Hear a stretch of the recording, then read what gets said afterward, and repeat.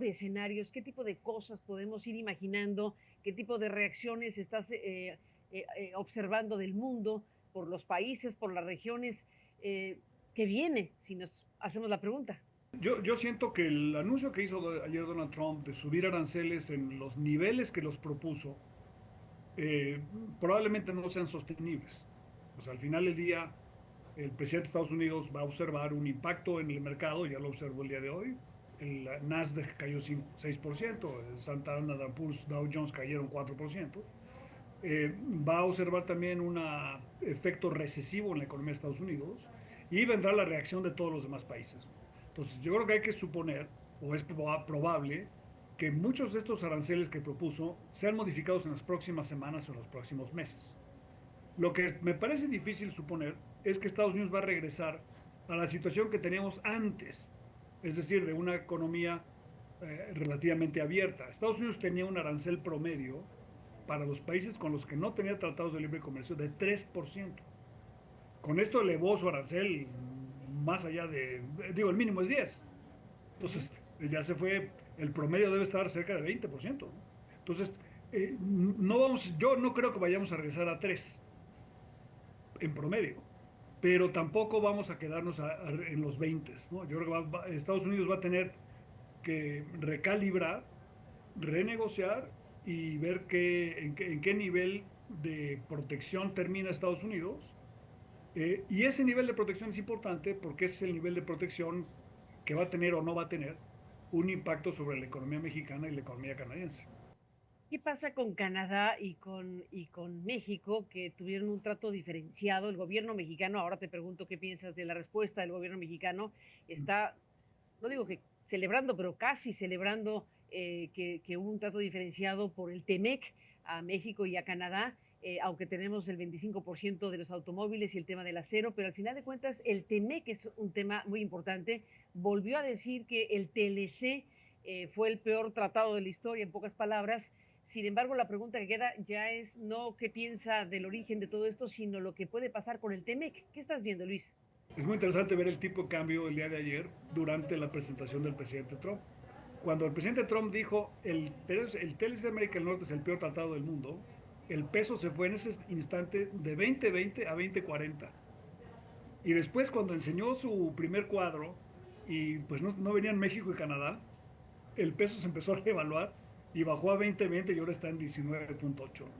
Entonces ahí te das cuenta un poquito de la reacción que hubo de alivio, una especie de alivio de los analistas en los mercados de que México y Canadá no estuvieran incluidos. Ahora, en el fondo, la no inclusión de México y Canadá responde a los niveles de integración económica que tienen México, Canadá y Estados Unidos. O sea, la integración es mucho más profunda de lo que se piensa. Hay una gran dependencia de los tres países y el presidente Trump ha dicho que él quiere tener una economía para la producción y no una economía para el consumo. Esa es quizá la principal diferencia de que él quiere imprimirle a la economía de Estados Unidos. El problema para Estados Unidos es que la economía para la producción no la puede hacer solo, sino que requiere una economía para la coproducción. Y ahí es donde entran México y Canadá. Entonces Estados Unidos está, a través del anuncio de ayer, creando una especie de fortaleza de América del Norte. Y en esa fortaleza, México y Canadá somos socios involuntarios de una fortaleza de América del Norte en la que México y Canadá participamos de una manera especial porque Estados Unidos depende económicamente de México y Canadá. Que podría eventualmente favorecer a Canadá y a México este trato diferenciado si se mantiene algún tipo de tasa superior a lo que ya existía con los demás países del mundo? Bueno, favorece el acceso de México a Estados Unidos. O sea, yo creo que la decisión que tomó el presidente Trump no es una buena idea. O sea, no es una buena idea para la economía de Estados Unidos, no es una buena idea para el mundo. En el largo plazo tampoco es una buena idea para México y para Canadá. Nosotros ya teníamos una relación muy provechosa y con una participación de mercado muy alta con Estados Unidos en la situación previa, ¿no? Pero lo que es cierto es que modificación de la política comercial de Estados Unidos deja a México posicionado mejor que al resto del mundo, pero en por lo menos 2 o 3 sectores deja peor posicionado a México con respecto a Estados Unidos. Es el caso de automóviles y es el caso del aluminio y del acero. Entonces, en las próximas semanas, el gobierno mexicano tiene que trabajar para que en materia de acero, en materia de aluminio, en materia de automóviles, México tenga el mismo trato, que es a lo que se había comprometido Estados Unidos cuando se negoció originalmente el TEMEC, que el que reciben sus propios productores, ¿no?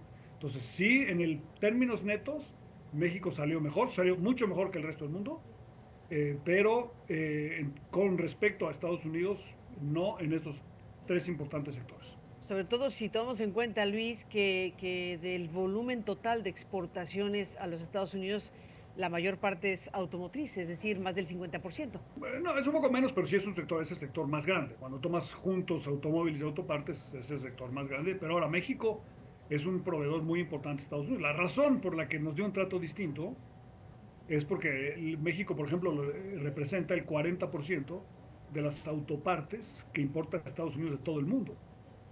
Y si juntamos a Canadá, tenemos casi el 60%.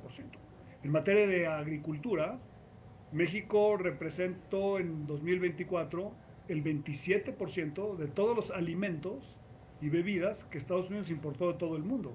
Y Canadá el 12%. Entonces, entre los dos juntos, tenemos básicamente el 40% de las importaciones mundiales de Estados Unidos de alimentos. Entonces, por eso no era creíble que le pusiera un arancel a México y a Canadá a esos productos donde hay una codependencia con Estados Unidos. Esa es la razón por la que México y Canadá tuvieron un trato especial.